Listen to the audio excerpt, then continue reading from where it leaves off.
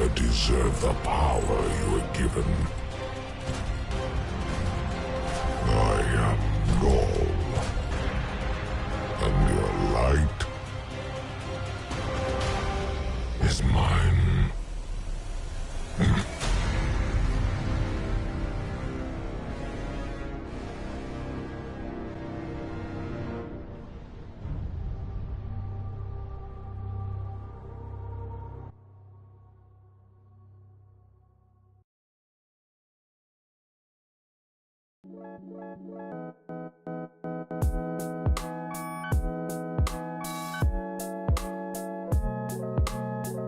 Destiny 2 is an MMORPG FPS. If you don't know what that means, it means massively multiplayer online role-playing game first-person shooter. It is also open world, so you will be constantly coming across other players who are playing the game as well. I have obtained this game for free through PlayStation Plus. I have always wanted to obtain Destiny 2, mostly on PC, but this is the perfect opportunity to get it. I thought I was picking up the base game, but I seemed to obtain Destiny 2 Forsaken. I first thought of it as an expansion, but it seems like an update. I'm actually not sure. I have looked it up and all the other reviews that I've seen have not really made it clear to me. It seems to have changed a good amount of things about the game after it was released, but it has an expansion that you can purchase that expands the campaign. So I'm not exactly clear about the identity of the game. The game starts off with the opportunity to create your Guardian. You must first choose your class, which can be the Hunter, Titan, or the Warlock. These will determine your abilities throughout the game and buffs that you can earn later. There are a lot of ways to customize your Guardian. You can customize your gender, make yourself a man, woman, or exo. Throughout this game, you will pick up loot. This can mean weapons, clothing, and armor. You can use this to make your Guardian more powerful. So in order to beat the campaign and the side quests, you will need to grind. This is the kind of thing that I personally like in video games because it is way more satisfying and rewarding when you grind to achieve a large goal. While doing this, you earn XP, or experience points, to level up. You get upgrade points to upgrade your subclass, which contains all of your abilities.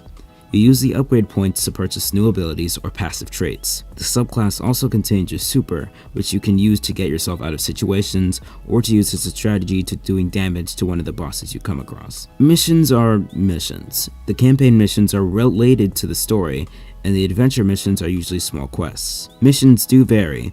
They are not always the same, with the exception of public events. Public events involve either defeating a boss or holding down a location against different types of enemies. To make up for this though, other players in the nearby area can join in and help you. It is great that it does not close once the event starts. It makes room for online interaction rather than doing everything solo. Enemies in Destiny 2 vary by faction. The factions are Cabal, Fallen, Hive, Vex, and Taken. However, they do have the same types of enemies. Fodder, which are enemies with very low health. Soldiers, which are enemies with average health and damage. Commanders, which are enemies with high amounts of health and damage. And artillery, which are enemies with very high health and damage. Each faction has their own backstory from Destiny 1 and Destiny 2.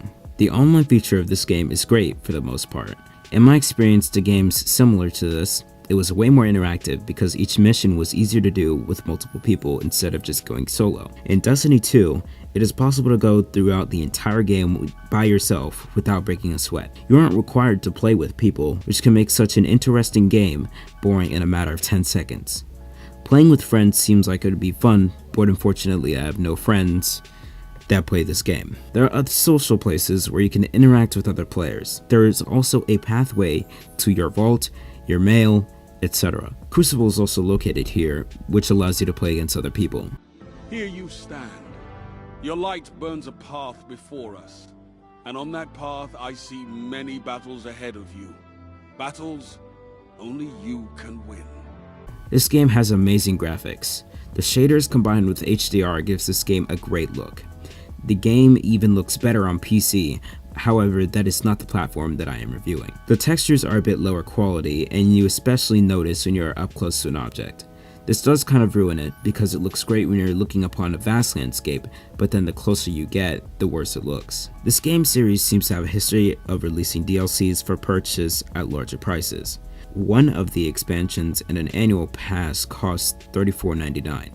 If you haven't owned Destiny before, they offer you a collection which is $60 on PS4. Although it is $20 cheaper on PC, according to Amazon, it does not excuse the amount of DLC that's hidden behind an expensive paywall. The content itself is not bad at all, but unfortunately I cannot describe it to you because it requires money.